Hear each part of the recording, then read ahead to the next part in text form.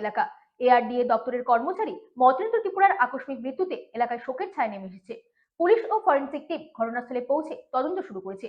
ময়নাতদন্তের জন্য দেহ সাব্রুম মহকুমা হাসপাতালে পাঠানো হবে বলে খবর সূত্রে জানা গেছে। সাত সকালে দুঃসংবাদে শোকের ছায়া নেমে আসে সাব্রুম শহরের হাসপাতাল সংলগ্ন নেতাজিপাড়া এলাকায়।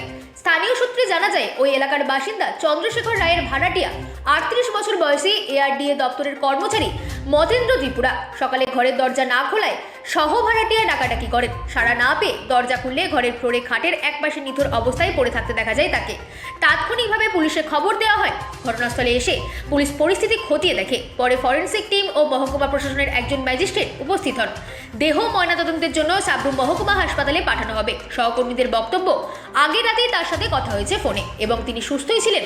আকস্মিকভাবে এই ঘটনায় এলাকা জুড়ে গভীর শোকের ছায়া বিরাজ করছে। Bureau report, রাতদিন news network. Sir, এলাকাটার নাম কি?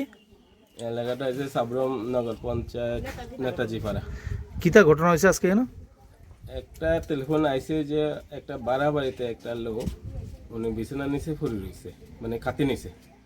তারা বইয়ে কেউ মানে দুঃখতে সাহস পাইতেছে না, মরানি কিতা এরকম খবর আসছিল। এইবারে আমরা দেখি যে তার মৃত অবস্থা, বাড়ি মালিক কেউ নাই, তার ফ্যামিলির কেউ নাই। এখন কি স্টেপ নিতেছেন? এটা পিএম করে পালে পিএম করা ছাড়া তো আমরা কোনো কিছু বলতে পারতাম না কি হয়েছে। আপনার কি ফরেনসিক টিম আইব, এটা ডিসিএম খবর দিছে, ফরেনসিক টিম খবর দিছে আইব, আবার বলে তারপর প্রসেস করা হইব। ঘরের মালিকের নাম জানা গেছে? ঘরের মালিকের নাম চন্দ্রশেখর রায়। শিক্ষা